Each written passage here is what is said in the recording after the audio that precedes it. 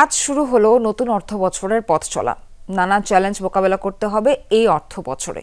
এ বিষয়ে পর্যালোচনা শুনব সিপিডির সিনিয়র রিসার্চ ফেলো তৌফিকুল ইসলাম খানের। তৌফিকুল স্যার, আপনাকে আমন্ত্রণ যমুনার স্টুডিওতে। শুরুতেই আপনার কাছে আমার প্রশ্ন, বিদায়ী অর্থ বছরে তো রাজস্ব আদায়ের একটা যে বড় লক্ষ্য ছিল, সেই লক্ষ্যটা অর্জন করা সম্ভব হয়নি। এবারও একটা বড় লক্ষ্য দেওয়া হয়েছে। কি মনে করছেন, এটা কি অর্জন করা সম্ভব কিনা? এই বিষয়ে তো ব্যবসায়ীরা অনেক বেশি শঙ্কিত। দেখেন, যখন বাজেটটা তৈরি করা হলো তখন কিন্তু সবাই বলেছিল যে এবারে একটা সংকুচিত বাজেট হয়েছে, কিন্তু আমরা বলেছি আমাদের বিশ্লেষণ থেকে যেহেতু সংশোধিত বাজেটটা যেটা গত বছরের জন্য দেওয়া হয়েছিল এইটা ভালো করে করা হয় নাই, ফলে আগামী বছরের লক্ষ্যমাত্রাগুলো ঠিক চিন্তা করে করা হয়েছে কিনা এটা নিয়ে আমাদের সন্দেহ ছিল। সেই অর্থে আমি মনে করি যে আমরা যেটা বলেছিলাম যে মোট রাজস্ব আদায় হয়তো 1,05,000 কোটি টাকার মতো ঘাটতি থাকতে পারে গত বছরের জন্য, বছর শেষে মনে হচ্ছে যে আরো বেশি হবে। সুতরাং সেই দিক থেকে বিবেচনা করলে হয়তো একটা বড় লক্ষ্যমাত্রা আমরা দেখতে পাচ্ছি যে হয়তো 30% মতো একটা প্রবৃদ্ধি করতে হবে এনডিআর এবং অন্যান্য সব মিলিয়ে। তো সেই দিক থেকে আমি মনে করি যে আদায়টা করা সম্ভব তখনই যদি প্রশাসনিকভাবে আমরা আমাদের দক্ষতা বাড়াতে পারি, এখানে যে সুশাসন দরকার, যে সংস্কার দরকার সেটা এগিয়ে নেওয়া যায়। এবং সবচাইতে গুরুত্বপূর্ণ হলো যে কর ফাঁকি রোধ করতে যদি পারি তাহলে এটা সম্ভব, কিন্তু 30% সত্যিকার অর্থেই এক বছরে বাড়ানোটা কঠিন। স্যার, আপনার কাছে মূল্যস্ফীতি নিয়ে একটু জানতে চাই। মূল্যস্ফীতির উচ্চ হার নিয়ে তো সাধারণ মানুষ দুশ্চিন্তায় আছে, এছাড়া সরকারও এটা কমিয়ে আনতে চায়। এই চ্যালেঞ্জ সম্পর্কে কি অভিমত আপনার? কি করা যায়, কিভাবে হতে পারে? না, এইটা তো আজকে না, গত 3-4 বছর বা 3 বছর বা 4র্থ বছরে আমরা ঢুকছি আর কি, বেশ বড় সময় ধরে এটা মানুষের মধ্যে চাপ সৃষ্টি করছে। সুতরাং দেখার দৃষ্টিভঙ্গিটা ওই দিক দিয়েই দেখাই ভালো আর কি। আমরা এখন পর্যন্ত যেটা আমাদের রাজস্ব নীতির ভিতরে যতটুকু পরিবর্তন এইটা করা হয়েছে, কর ছাড় অনেক জায়গায় এসছে, আরো কিছু কিছু জায়গাকে আমাদের চিহ্নিত করতে হবে কিনা সেইটা দেখা দরকার। আমাদের এই বছর যেই বরাদ্দগুলো রাখা হয়েছে তার মধ্যে একটা উন্নতি এসছে হলো যে কিছুটা বাড়ানো হয়েছে আমার এই ওএমএস এবং এই ধরনের যে সামাজিক নিরাপত্তার জায়গাগুলো, খাদ্য বাজেটের বরাদ্দ বাড়ানো হয়েছে, সেইটাকে যেন ব্যবহার করা হয়। কারণ আগে যেটা বলছিলাম যে যেহেতু রাজস্ব আদায় হবে না, সুতরাং সেইটাকে মাথায় নিয়ে ব্যয় কাটছাট করাটা খুব, আমি মনে করি না যে খুব সারপ্রাইজ হবো আমি, বড় ব্যয় কাটছাট করতে হবে। সেই সময় যেন এইটাকে মানে ডিপ্রায়োরিটাইজ না করা হয়। আর থার্ড হলো যেটা মানে আমাদের মুদ্রানীতির ভিতরে সংকোচনমূলক একটা আচরণ তো আছে আমাদের, সেই জায়গায় নীতি সুদের হার উপরে রাখা হয়েছে। এইটা খুব দ্রুত কমে আনা কঠিন হবে, কিন্তু প্রবলেম যেটা হয়েছে যে এটার কারণে আমাদের বিনিয়োগ কিন্তু এখন বাধাগ্রস্ত হচ্ছে। তো কতদিন এটা আমরা করতে পারবো, এই ধরনের নীতিটা সামনে জুলাই মাসেই তো নতুন মুদ্রানীতি আসার কথা 6 মাসের জন্য, সেই জায়গায় আরেকটু স্পষ্টভাবে ধারণাটা দেওয়া দরকার। আমি মনে করি যে একটা ফ্লেক্সিবল থাকা উচিত, যে আমাদের পলিসি রেট একটু নামিয়ে আনতে হবে কিনা। মূল জায়গাটা যেটা হচ্ছে সেটা হলো যে আমাদের সার্বিকভাবে সরকারের ব্যয়ের জায়গাগুলোতে একটু হ্রাস টানতে হবে, যেন আমাদের ব্যাংক ঋণের পরিস্থিতিটা যেন আমরা কিছুটা কন্ট্রোলের ভিতরে রাখতে পারি, স্বাভাবিক হয়ে আসে।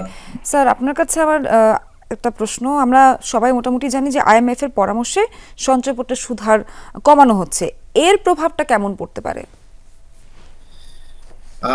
এইটা কঠিন, কারণ একটা হলো যে যেই উদ্দেশ্যে করা হচ্ছে সেটা হলো যে সরকারের যেই সুদ পরিষেবা যে খরচটা এটা কমিয়ে আনার জন্য, কারণ সঞ্চয়পত্রের সুদের পরিষেবাটা নিঃসন্দেহে বেশি। মুশকিল হলো যে এইটা মূল্যস্ফীতি বিবেচনায় আবার এখন সুদের হার যে অনেক বেশি আছে তা না। আমার যদি 8-9% সুদের হার থাকে, ওখানেও কিন্তু 10-11% মতন আসলে আছে সুদের হার। সুতরাং সেই মূল্যস্ফীতির বিবেচনা করলে যে এখন অনেক উচ্চ পর্যায়ে আছে তা না। গুরুত্বপূর্ণ হলো এটাকে মূল্যস্ফীতির সাথে আপনি যোগ করে দিবেন কিনা। এই ধরনের একটা রিফর্ম হওয়া উচিত, যে আমি মূল্যস্ফীতি যা থাকবে তার সাথে আমি যদি যোগ 2% করে করি তাহলে এটা রিজনেবল হবে।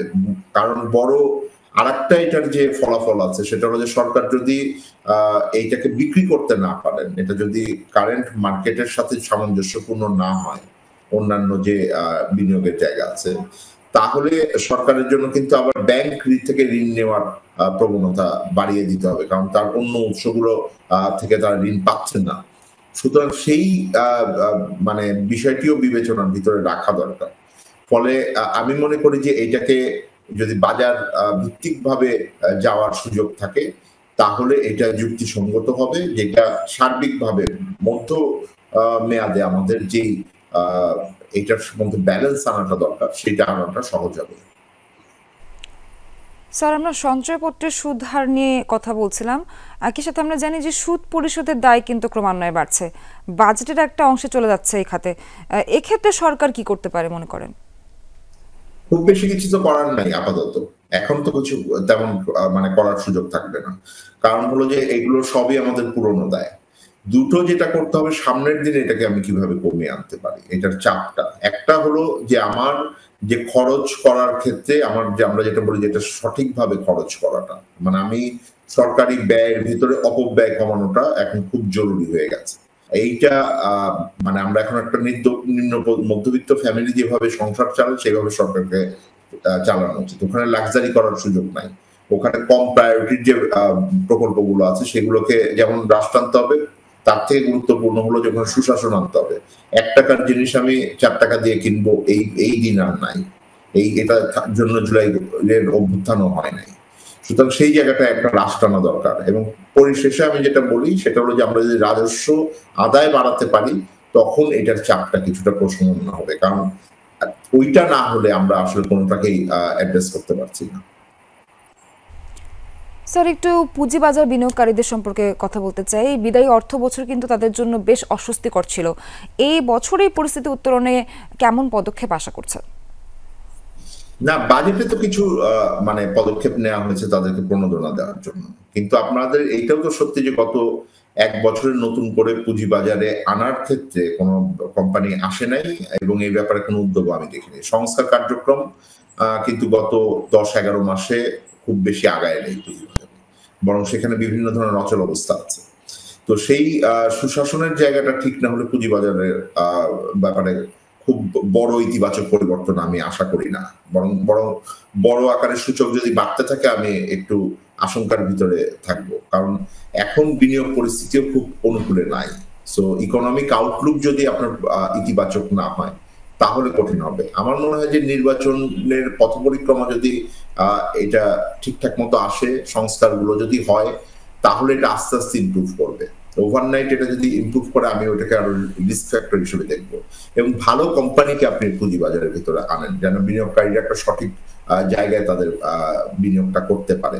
এবং সেক্ষেত্রে সরকারের ভেতরে যেই ভালো কোম্পানিগুলো আছে, সেগুলোকে আমি মনে করি পুঁজিবাজারে নিয়ে আসা উচিত। এটা সরকারেরও যে ফিসকাল স্পেস আছে, সেটাকে কিছুটা অ্যাড্রেস করতে পারবে সাময়িকভাবে, এবং এটার ভিতরে কর্পোরেট গভর্নেন্সটাও আনাটাও জরুরি, কারণ ওই সরকারের ব্যয় আর আয় ব্যয়ের ক্ষেত্রে সামঞ্জস্য আনার ক্ষেত্রে আমি মনে করি এইটাও একটা জায়গা যেখানে সরকারের আরেকটু প্রফেশনাল পেশাদারিত্বের মাধ্যমে এটা দেখা উচিত। পুঁজিবাজারে আসলে সেই সুযোগটা কিন্তু বাড়বে। তৌফিকুল স্যার, মূল্যবান সময় দিয়ে আলোচনায় যুক্ত হওয়ার জন্য আপনাকে অনেক ধন্যবাদ।